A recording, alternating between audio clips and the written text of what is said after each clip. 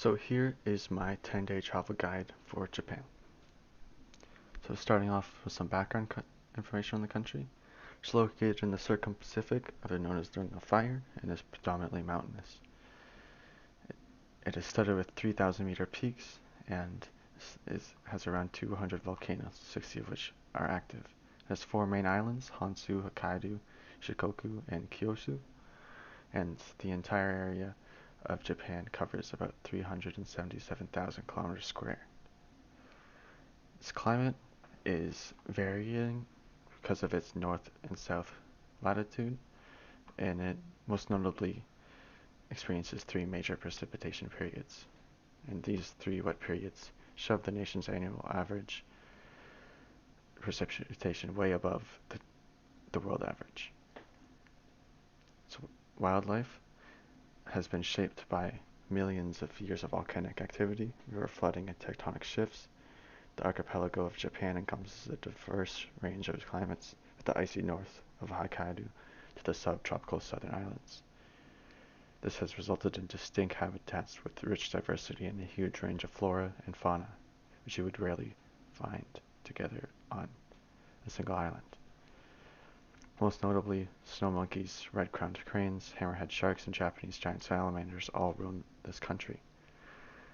Its flora is also unique, with around 4,000 to 6,000 species occurring naturally on the country. It also has many unique UNESCO sites scattered all across, with 20 cultural and 5 natural. Because of its ancient temples dating back thousands of years and astounding examples of architecture, it also has many untouched historic forests that all harbor opportunities for UNESCO sites. Japan's culture, which is ancient and filled with rites and traditions to honor the family. Because Japan is an island country, it was able to moderate the influence of other cultures for centuries. This allowed the distinct culture and heritage to develop. With a population of over 120 million and over 97% Japanese ethnicity, the culture is pretty much untouched. Buddhism, Shintoism are also its main religions. The country has many heroes and icons, which in teaching Japan's culture is heavy on symbolism, using iconic things like its blossoming cherry trees and its mountain Mount Fuji to tie lessons in for its youth. It also has massive amounts of cultural heroes ranging from fictional monsters to ancient warriors from over 1,000 years ago. These stories are told to educate the youth on simple lessons. Japan also has many distinctive features, most notably its cherry blossom trees, which is a symbol throughout the world and can be recognized as distinctively Japanese. Its national tree and flower are also both the cherry blossom. Japanese architecture can also be recognized worldwide as unique to this country. Food and customs is also very unique, which Japanese cuisine worldwide can be recognized as special to its culture. Through political, economic, and social change, Japanese food has evolved into what we know it as today. Traditional Japanese cuisine consists of sushi, ramen, teriyaki, cooked meat, and much more. Constant between each dish is that almost every meal is served with rice. Additionally, all solid food is eaten with chopsticks rather than forks. Much like its food, Japanese customs are also fairly unique. When traveling to Japan, an important custom nationwide is bowing as a greeting. Bowing is traditional and a form of respect and formal greeting. Some politics and economics. The government is a parliamentary constitutional monarchy, and the current leader is Prime Minister Fumio Kishida. The country has many interesting laws, such as it is illegal to take your trash out early, and you can be jailed for driving through puddles in a car. So, some Japanese economics. Japan has an extremely strong economy, harboring huge car and electronic industries. Additionally, key industries in Japan's economy are mining, non-ferrous metals, petrochemicals, pharmaceuticals, the bioindustry, shipbuilding, aerospace, textiles, and processed foods. The local currency is Japanese yen, which current exchange rate is $1.09 Canadian per 100 yen. So some traveling information. Depending on when time you want to go, will change the season which is best to visit Japan. In spring, it's best for the cherry blossoms as they are blossoming.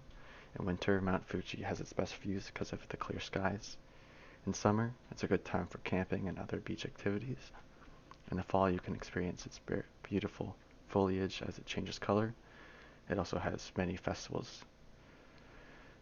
So, some travel statistics. In 2019, Japan had made 49,206 million US dollars, which was the country's all-time high, and approximately 66 million people are employed in the tourism industry.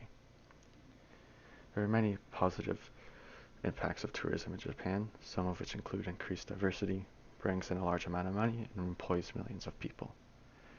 The main negative impact of Japan because of tourism can be placed on over-tourism. There's some people saying Japan may be the next Rome, with streets being covered in tourists, trash being left everywhere. The natural environment can also see a huge effect of this. So, my trip to Japan. Obviously, travel wouldn't be possible as of the current state of COVID-19 and both Canada's and Japan's restrictions on international travel. Because of this trip, my trip will be placed on spring of 2019. So important to bring. I will of course need my Canadian passport since I'm not traveling longer than 90 days. Japan does not require me to have a visa. I'm also suggested to visit my family doctor for a full checkup. So starting off my trip, I'll be taking a flight from Toronto to Fukuoka.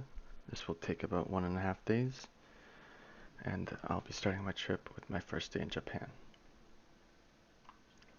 So Toronto Pearson International to Fukuoka International is the flight I'll be taking is exactly 1 day and 11 hours. I'll be arriving in Fukuoka early in the morning, very jet lagged and tired. I'll make a quick stop at the food court and take the walk to Fukuoka Station, which is right nearby. Here I'll buy the train pass I'll be using for my trip, and I'll be also taking the train to Dazaifu, which is 40 minutes, to do some sightseeing. After arriving at the Dazaifu station, I will explore the Tenmengu Shrine, which is built over 1,000 years ago. I'll make a quick lunch stop and visit the Keishu National Museums, which has lots of historic artifacts from Japan. Then I'll go to the Kamado Shrine. Here there's very classic sites that can be seen in many movies and TV shows, and people have been worshipping here since the ancient times. Then I'll take the train back to the Hakata station, where I'll go to the Nakasu market, where I'll grab dinner, and then call it a night in the Dormy Inn on the Hakata Canal. On day 2, I'll do some more sightseeing. I'll wake up early and get some complimentary breakfast, then take a bus to the coast, where I'll go and explore the Marizan Pier, visit the park nearby, and walk the produce market, where I'll grab some food and some snacks that I might need the next couple days. Then I'll do some shopping in the shopping center nearby, go back to the pier and get some sushi dinner as it gets closer to night. And then, now that it's dark, I'll see the Fukuoka Tower with all its lights, which is the tallest seaside tower in Japan. It has many 360-degree views. It's very popular during the sunset. I'll finish off the day with the bus back ride to the hotel. So day 3, I'll do some more traveling. I'll wake up early and grab some complimentary breakfast. And then I'll take the Sanho Shinkansen to the Kitakyushu,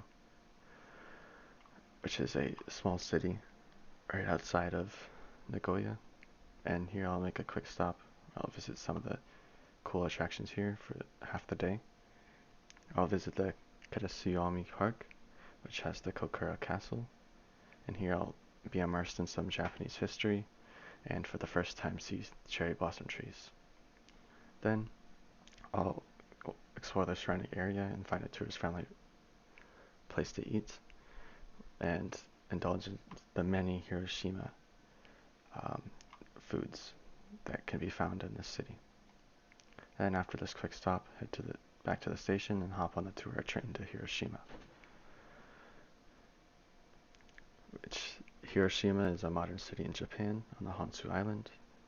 It's most notably destroyed in 1945 by an atomic bomb in World War II.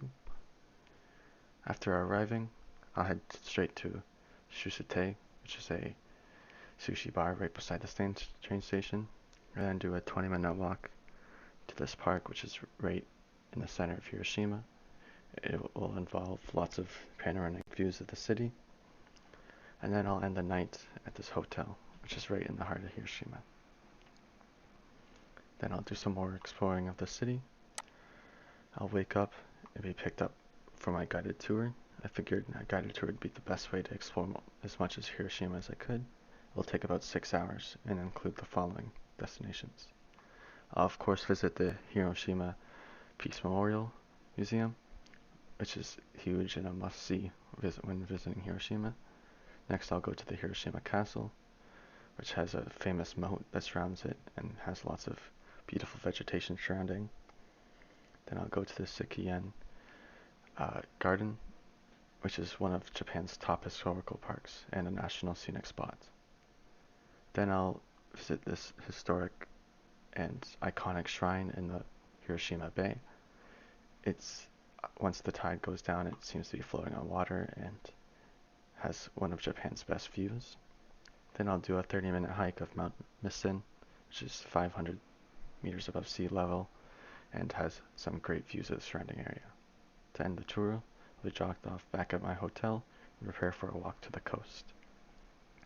There I'll visit the Marina Amusement Park, where I'll also get dinner, and finally head back to the hotel for the night. So day 5 I'll be traveling to Kyoto, and after waking up, I'll be packing up my things and head straight to the Hiroshima station, where I'll be taking the train to Kyoto. After arriving in Kyoto, the train ride from Hiroshima takes about 2 hours, and I'll also grab breakfast while on the train. Right beside the station is Muromachi Koji Square, which has many famous attractions I'll visit. Some of those being the Muromachi Koji Sky Garden, as you can see here. And then I'll walk around the Skywalk around the building, which has some great views of the city. And then finally see the famous station stairs, which is known for their changing lights that attract almost anyone traveling through the station, as you can see here. Then I'll be visiting, after visiting the famous attractions, I'll head to this grocery store across the street. I'll grab a bunch of food that I'll use for the next couple of days, and then head to my hotel, which I'll be staying in for the next 2 days. So day 6, I'll be exploring Kyoto. I'll wake up early for an early board tour. This will end late in the early afternoon, and I chose this so I could beat some of the crowds that will visit all these main attractions that I'll be seeing today. So first off, I'll be heading to this Fushimi Shrine, which is known for its picturesque views and its Torii gates. Next, I'll be going to this temple, which is a famous Zen temple, and is an icon in samurai culture, and it also has some very nice picturesque views. Then I'll be going for this fresh early morning walk through a renowned bamboo forest, and of course this gets busy, but I won't need to worry about that because it'll be early in the morning. Then, after my tour, I'll be dropped off at the Kyoto station and take a bus to East Kyoto, where I'll do some more exploring. I'll see Senazaka, which is a stone-paved pedestrian road, which is very famous for this side of Kyoto. There's lots of traditional buildings and shops, and it's also paired with a similar road right beside it.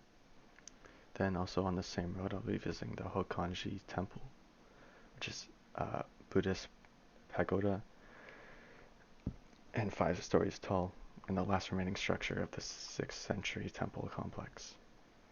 Then I'll end the night with a bus ride back to my hotel. So day 7, traveling to Nagoya. The train ride to Nagoya is 30 minutes, and today I'll sleep in a bit because the next few days will be packed full of activities.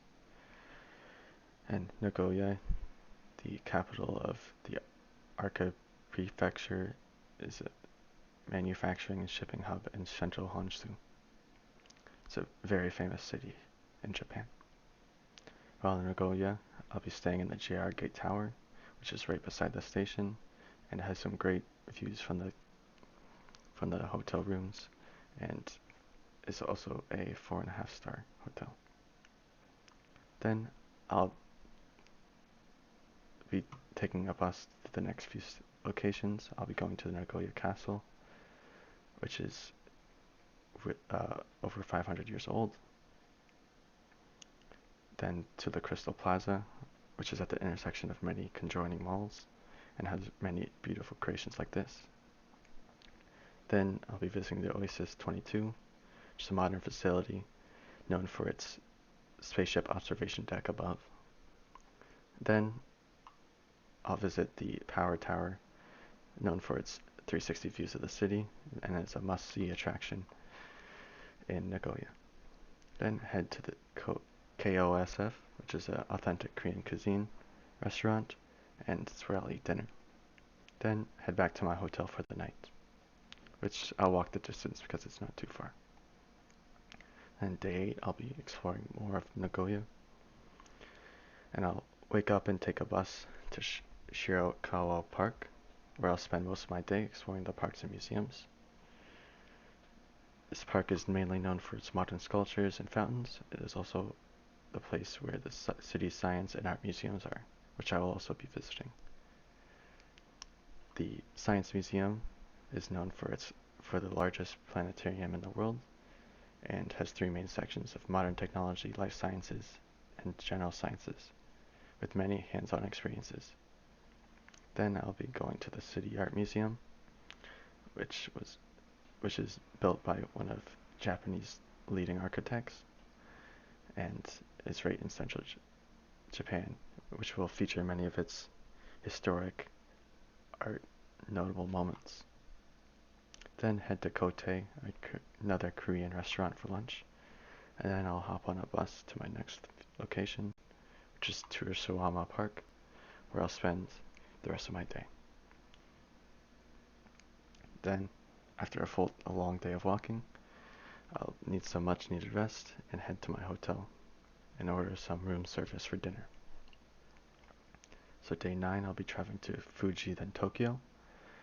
So I'll be waking up early, stop at the hotel buffet, and hop on the train to Fuji, which takes about 2 hours. After arriving at the Fuji station, I will wait for my bus, which was ordered to Yagasaki Park, which will also take 2 hours.